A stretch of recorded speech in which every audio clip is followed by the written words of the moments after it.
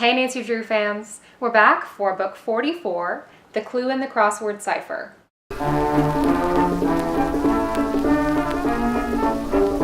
Originally published in 1967 and revised in 1995, this time I have a 2002 printing. The first few sentences perfectly introduce the story. This is what I want you to solve, Nancy. I call it my monkey mystery. The speaker was beautiful Carla Ponce from Lima, Peru.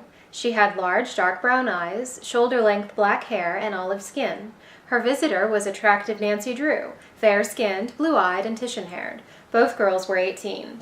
The plaque, which has an outline of a monkey with part of its tail missing carved into the wood, has been in Carla's family for over 300 years and is supposedly the secret to a buried treasure left by a Spanish explorer.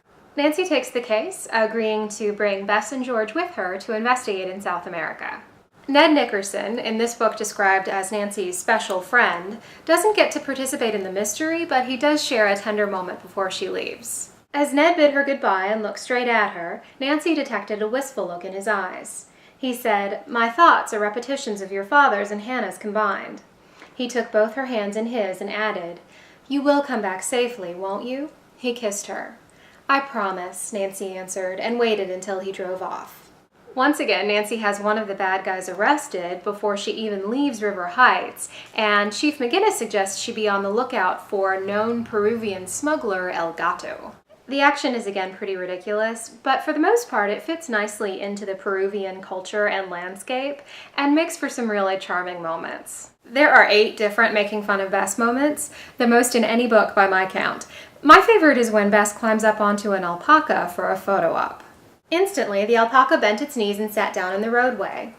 "Oh, you mean old thing," Bess scolded. She slapped the animal gently. "Stand up." Maponihi walked forward and with a chuckle said, "Miss Marvin, you must weigh more than 100 pounds. That is the limit of a burden an alpaca will carry. He cannot be coaxed. You may as well get off." She grinned, but did not reveal her weight. She got off the animal and instantly changed the subject. This mystery takes the girls all over the city of Lima and the ruins of Machu Picchu, with additional trips to Argentina and a safari to the Nazcan Desert. The trips are all courtesy of Carla's rich father's company, who charters helicopters and planes so they can travel in style. Elitism is certainly not new to the series, but I was still really surprised by this culturally insensitive exchange. "They're adorable children," said Bess, "and they look happy, but certainly poor." "Yes," Nancy agreed. "Don't you long to do something for them?"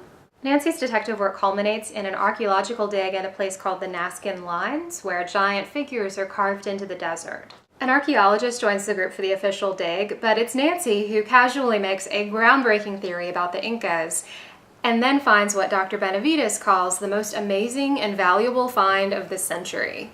For outfits, the girls buy Incan dresses with either zigzagging patterns of red and black or images of llamas on them. And for food, Hannah serves chocolate-frosted applesauce cake with glasses of milk before Nancy leaves for her trip.